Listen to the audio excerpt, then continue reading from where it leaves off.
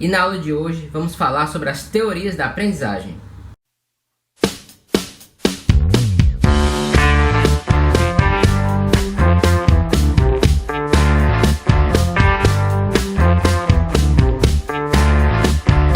E a primeira coisa é definir o que são teorias. É óbvio que a teoria é uma construção humana, feita para explicar sistematicamente uma certa área do conhecimento, um certo fenômeno. Desta forma, as teorias são feitas de conceitos e princípios. Elas explicam temporariamente um certo fenômeno, que se repete com uma certa regularidade.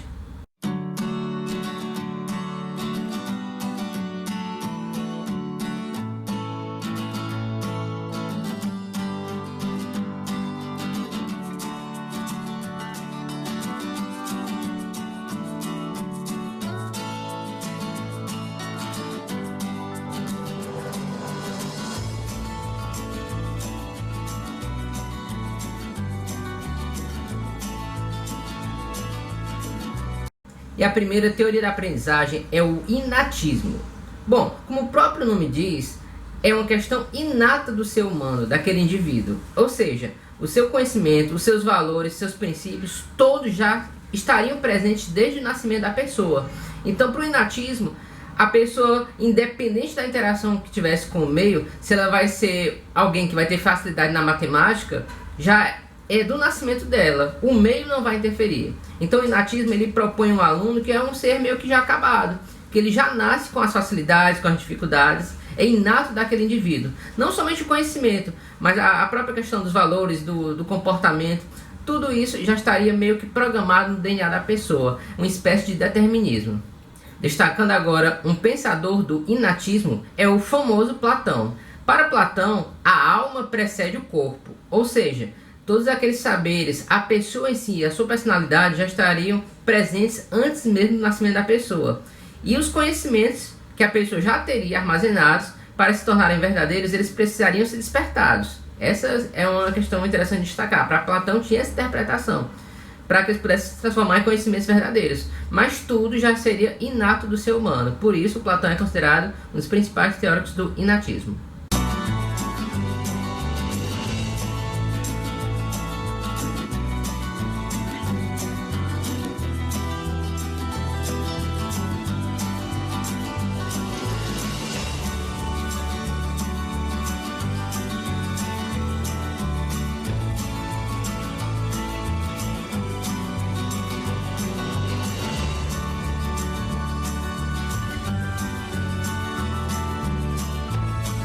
Outra teoria é a teoria comportamentalista, também chamada de behaviorismo.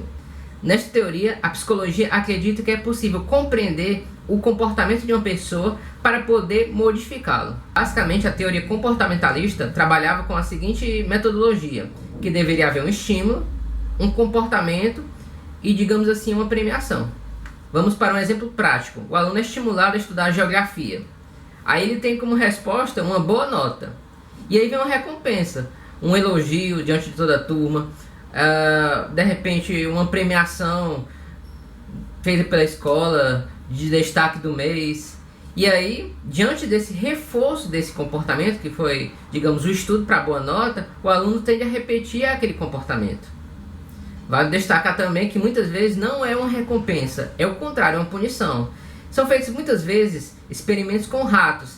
Se o rato tem que chegar num certo local, mas vai para o local errado, ele pode levar um mini choque, e ele já sabe que se ele encostar ali, ele vai ter, digamos assim, essa punição. Então o comportamento dele fica moldado para sempre fazer o correto, segundo a visão do experimento, e assim ele aprende o caminho correto a traçar a partir dessa punição. Então, para o comportamentalismo seria possível prever o comportamento do ser humano.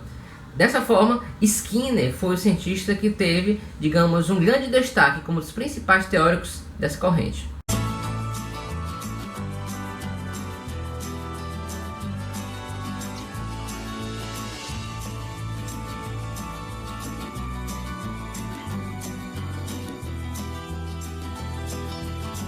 E agora nós vamos falar sobre as teorias cognitivistas. Teorias cognitivistas são aquelas que vão versar sobre a construção do conhecimento da pessoa, que busca entender como uma pessoa pega dados e informações e transforma em conhecimento útil. A aprendizagem significativa é uma teoria feita pelo cientista David Ausubel. Para Ausubel, a aprendizagem ela é feita a partir de conhecimentos pré-existentes, que agora nós vamos chamar de subsunsores. Portanto, vamos para um exemplo prático. Por exemplo, você tem um celular, sabe utilizá-lo. Aí você compra um novo celular. Aquele celular vai ter pontos semelhantes, que claro, você vai saber utilizar, mas vão ter pontos diferentes. Contudo, aquele conhecimento que você já tinha sobre um celular passado, mais antigo, com uma tecnologia mais simples, aquele conhecimento serve de base para que você possa utilizar o novo celular. Por exemplo, a função power, que liga o celular, continua muito semelhante, o símbolo é o mesmo, até porque é universal, o símbolo de ligar. A questão de você ter que manusear pelo tato, você touchscreen, também continua semelhante. Agora, algumas funções podem estar em locais diferentes. Então a ideia é essa. O conhecimento ele vai se embasar em conhecimentos pré-existentes. Lembrar, essa ideia de conhecimentos pré-existentes ele é chamada de subsunsores. Os subsunsores são os conhecimentos pré-existentes, segundo Ausubel. Agora vamos trazer isso para a sala de aula. O professor, então, ele tem que ter a ideia de que a aula dele deve considerar o que o aluno já sabe. Ou seja, começar uma aula tratando, o que vocês sabem sobre isso? Vou trazer o tema água. E aí coloca a questão e os alunos vão dizer o que sabem, até para ir exercitando a busca do conhecimento pré-existente de cada um. Feito isso, ele vai puxando o que os alunos sabem e vai adicionando novos saberes, ligando uma coisa com a outra. Por exemplo, um aluno diz que na casa dele, vez ou outra, falta água. Aí o professor já relaciona isso com a falta de chuvas. Então, nesse sentido, o aluno já relaciona uma realidade que ele tem a uma explicação, de certa forma, econômica e também geofísica. Quanto aos tipos de aprendizagem, segundo a teoria da aprendizagem significativa, ela pode ser de dois tipos. A aprendizagem por recepção, neste caso, o aluno ele já recebe aquele conhecimento, podendo ele considerar ela, digamos, significativa ou não. Quando eu digo significativa é que o aluno já relacionou saberes pré-existentes. Mas quando é a aprendizagem por recepção, o aluno pode receber de forma significativa, ou seja, ter relação com o que ele já sabe, ou também pode ser que aquela aprendizagem por recepção, que ela não se liga a conhecimentos pré-existentes. E a aprendizagem também pode ser por descoberta. Neste caso, os conhecimentos não são entregues ao aluno. Ele tem que pensar, estabelecer conceitos e aí sim chegar a uma aprendizagem. Desta forma, o conteúdo a ser ensinado ele tem que ter aspectos significativos. É aquela velha crítica que se faz muitas vezes ao modelo ainda persistente de educação, que muita coisa se ensina que não tem relação nenhuma com a vida do aluno. Ou seja, como é que o aluno ele vai ver significado, estabelecer o conhecimento pré-existente se não tem relação nenhuma com a vida dele? Sei lá, uma operação matemática que na vida dele, mesmo do ensino fundamental, do médio ou do trabalho da maioria das profissões, que ele não vai usar de jeito nenhum. Esses são os pontos que muitas vezes explicam certas dificuldades em aprendizagem de alguns temas. Portanto, o ideal, segundo a teoria da aprendizagem significativa, é que o aluno ele possa aprender conteúdos com potencial significativo. Quando a gente fala em aprendizagem significativa, um conceito que sempre aparece é o conceito de mapas conceituais. Mapas conceituais são representações gráficas que mostram a relação de uma palavra com outra, mostrando como os conceitos vão se relacionar e usando palavras de ligação. De certa forma, o mapa de conceito ele vai trazer uma representação de como o aluno estabelece as relações.